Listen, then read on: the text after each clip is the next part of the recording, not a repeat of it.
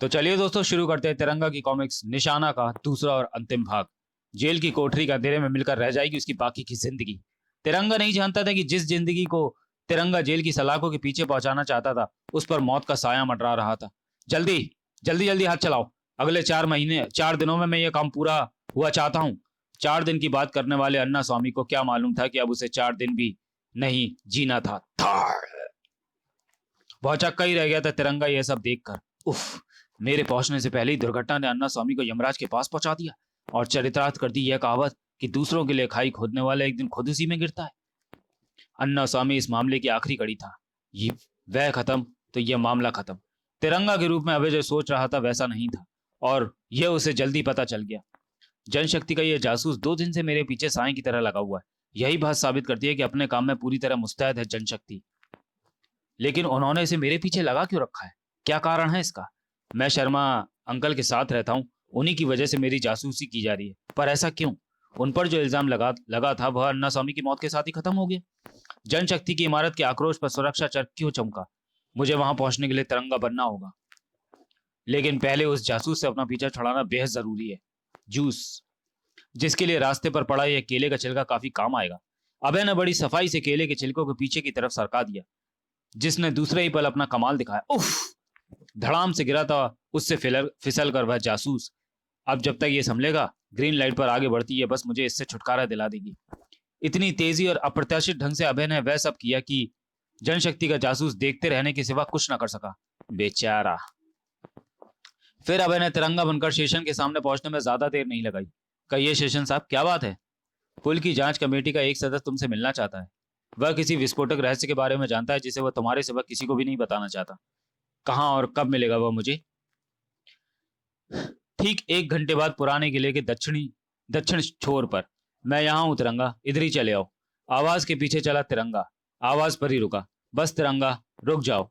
ये क्या? यहां तो इन 2 एम्पलीफायर स्पीकरों के सिवा कोई दिखाई नहीं पड़ रहा। शायद बोलने वाला उस फ्लड लाइट के पीछे खड़ा हो। हैरान ना हो तिरंगा, मैं किसी के भी सामने नहीं आना चाहता क्योंकि इससे मेरी नौकरी के साथ साथ मेरी जान पर भी बन आएगी।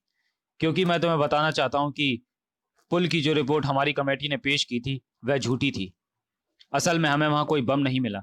एक दौलतमंद के हाथों बिककर हमने वह रिपोर्ट बनाई थी जिसका नाम है zonal engineer Salman Khan. Zonal engineer Salman Khan को उसके गुनाह की सजा जरूर मिलेगी, लेकिन तुमने और जांच कमेटी के अन्य सदस्यों ने जो किया है वह काबिले माफी नहीं है। इसलिए सजा के हकदार तुम भी हो। धड़ाक। अरे, यहां तो कोई भी नहीं है। तिरंगा की ढाल ने फ्लड लाइट तोड़ दी थी। केवल ये एक टेप रिकॉर्डर है, कोई बात नहीं। देर सवेर मैं उसे और उसके साथियों को पकड़ ही लूंगा। फिर तिरंगा वहां ना रुका। जोनल इंजीनियर सलमान खान के घर पहुंचकर तिरंगा के हाथ निराशा ही लगी। कोठी बंद है और चारों तरफ सन्नाटा भी छाया हुआ है। इसका मतलब सलमान खान घर पर नहीं है। मुझे उसकी खोज में कहीं और भटकना होगा। 1 मिनट, कोठी के अंदर से कबाब सेकने की गंध आ रही है। कोई अंदर है और वो है सलमान खान। छनाक। पाप और बेईमानी पाप और बेईमानी की जिस नदी में तुम तैर रहे हो उसके 2 किनारे होते हैं। एक किनारे पर होता है ऐशो आराम और दूसरे पर होती है जेल। पहले किनारे का मजा तू ले चुका है। अब उठ, क्योंकि तुझे बुला रहा है दूसरा किनारा। उफ। मेरे ख्याल से जिस नदी की तू बात कर रहा है उसके दोनों किनारों पर तेरे जैसों के लिए एक ही चीज होती है और वो चीज होती है मौत। सिर्फ मौत। धड़ाक। मुर्गों की जगह इन सीखों में तेरा गोश्त टिकेगा। पाप को मिटाने एक बार जो इंसान निकल जाए, टनाक, मौत उसके पास न फटके, आग उसे जला ना पाए। धड़ाक। ये सब बेकार की बात है। हकीकत यह है कि आग जब बरसती है तो जलकर राख हो जाता है उसके सामने आने वाला। उफ, वो कैसे पीछे हट जाए भला आग आग से डर के जो निकलते हैं आग को अपने सीने में भर के। धड़ाक। भड़ धड़ाक। तुझे सिर्फ आग से खेलने का ही शौक है खान। आह, मैं आज तुझे उसकी तपिश का अंदाजा करवाता हूं। हल्की सी तपिश से ही पिघल गया आग का शातिर खिलाड़ी। मुझे छोड़ दो। मैं जिंदा बनना नहीं चाहता। एक ही शर्त पर तू तंदूरी मुर्गा बनने से बच सकता है खान। यदि जांच कमेटी को रुपया देने का अपना गुनाह तू कबूल कर ले।